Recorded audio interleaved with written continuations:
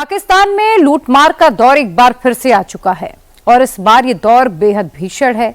शहबाज और मुनीर मिलकर सारा पैसा लूट रहे हैं, कर्ज के पैसों से अयाशियां कर रहे हैं और पाकिस्तानियों को रोटी रोटी के लिए तरसा रहे हैं।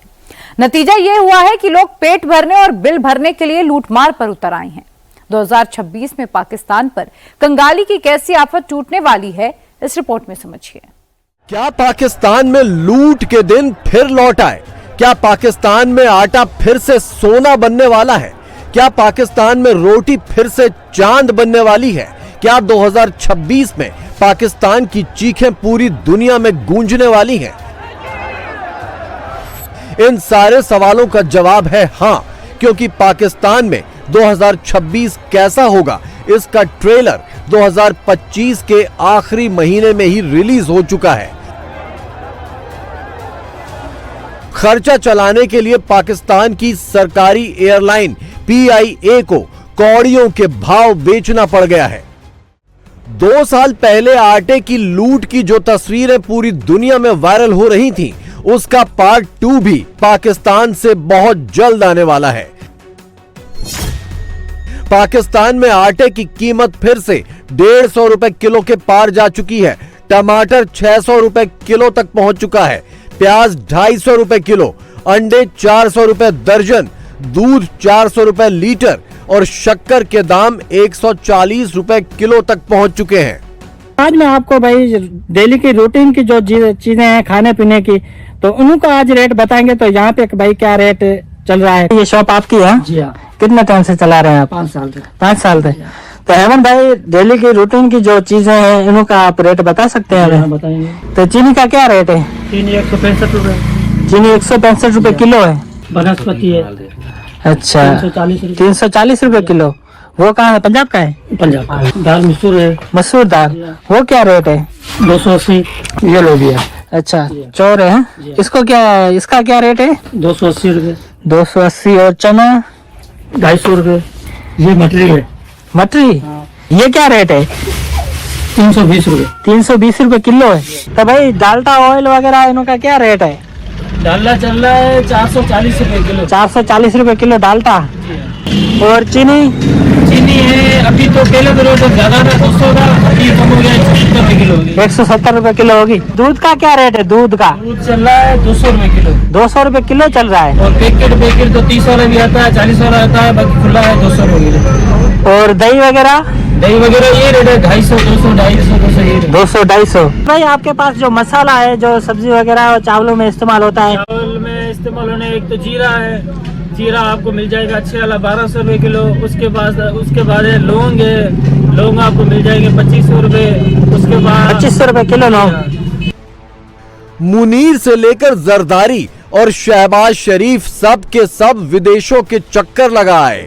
अमेरिका से लेकर टर्की और अरब देशों तक अपने आकाओं के हाथ पैर सब चूमाए, लेकिन नतीजा अभी भी ढाक के 3 पात है। पाकिस्तान को खैरात के नाम पर कहीं से चवन्नी भी नहीं मिल रही। इस टाइम पे जो हमारा पाकिस्तान मुल्क है ना, वो सबसे पीछे जा रहा है। हमसे तो इंडिया अच्छी है, इंडिया आगे निकल चुकी है। वहाँ का एक छोटा सा कस्बा है, छोटा सा शहर है, वो भी हमारे पाकिस्तान से आगे निकल चुका है। करेंसी के लिहाज से देखा जाए, महंगाई के हिसाब से देखा जाए, हमारे पाकिस्तान इस टाइम पे सब कंट्रियां आगे और हमारा पाकिस्तान सबसे पीछे जा रहा है। करप्शन बहुत ज्यादा है। हमारी जो गवर्नमेंट है ना, वो हम पाकिस्तानी को आवाम के लिए बिल्कुल नहीं सोच रही है। कराची के हालात देख रहे हैं अभी आप, वैसे के वैसे सड़कें टूटी हुई है, यानी किसी के घर में पानी नहीं आ रहा है, किसी का पानी का मसला है, किसी का बिजली का मसला है, लोड शेडिंग का मसला है। सबसे बड़ी चीजें तो यही है पाकिस्तान में चल रही है। पाकिस्तान तो अभी सामने या पीछे ही जा रहा है, तरक्की कहाँ कर रहा है? कोई ऐसा काम हमको नजर नहीं आ रहा है कि बेरोजगारी इतनी हो गई है कि लोग मस्जिदों के अंदर भीख मांगना शुरू कर दिए। बच्चों को लेके आते हैं, बोलते हैं कि अभी हमारे को जूठा खाना दो ताकि हम बच्चों को खिलावे। हर मस्जिद पे खड़े रहते और बोलते बेचारे ये करे बेरोजगार। भिखारी पाकिस्तान में सिर्फ थोड़ी भीख मांग रहे हैं। पाकिस्तानी भिखारी तो दुबई, सऊदी अरब, गल्फ, युगांडा जैसी गरीब कंट्री में भी चले गए। पाकिस्तानी भिखारी तो मुल्क से बाहर भी भीख मांग रहे हैं। जनरल आसिम मुनीर ने पाकिस्तानियों को 2 नेशंस थ्योरी का चूरण चटा चटा कर उनकी रोटी छीन ली, क्योंकि रोटी के लिए आटा नहीं है और आटे के लिए पैसा नहीं है। जो थोड़ा बहुत पैसा है वो सीधा मुनीर की जेब में जा रहा है।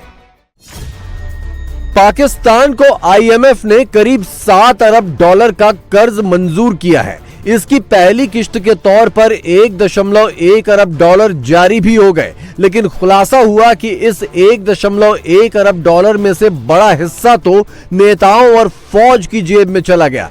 इसके बाद आईएमएफ ने 12 नई शर्तें पाकिस्तान पर थोप दी और अब कर्ज के बदले आईएमएफ की कुल शर्तें 64 हो चुकी हैं।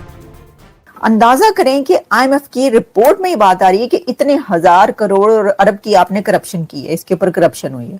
This is unbelievable and this is very shameful कि ऐसी सिचुएशन में कि जब पाकिस्तान को जो है वो हालात कैसे हैं, खाने के लाले पड़े हों, आवाम को रिलीफ चाहिए हो, इतनी बातें हो रही हो, आपस में इतनी वो मारामारी हो रही हो बीच के अंदर, और आपके ऊपर इल्जाम, उसमें भी जो आईएमएफ की ये रिपोर्ट आ जाती है।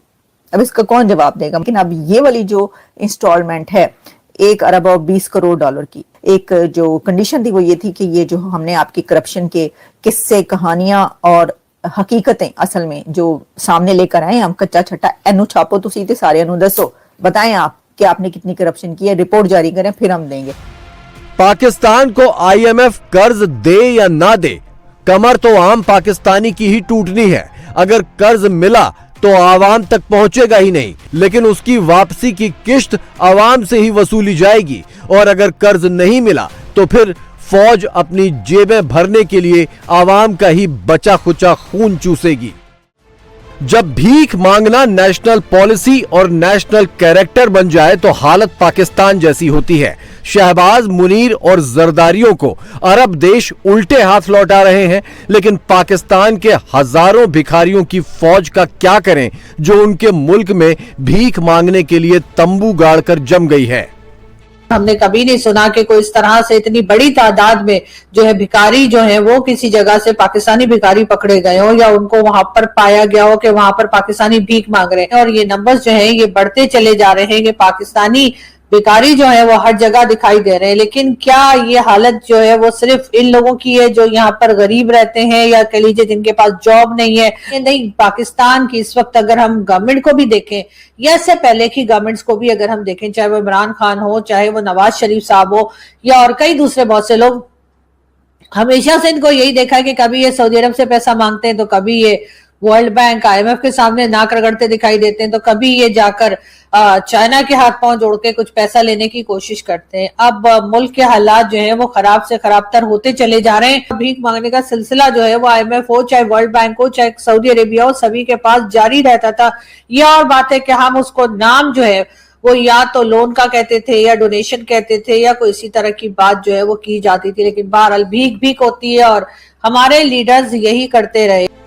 शहबाज शरीफ कटोरे में चवन्नियां लेकर घूम रहे हैं और यही चवन्नियां खनकाते हुए 2025 के पूरे साल में कम से कम 1 दर्जन बार पाकिस्तानियों को ये झुनझुना थमा चुके हैं कि वो पाकिस्तान को भारत से आगे लेकर जाएंगे।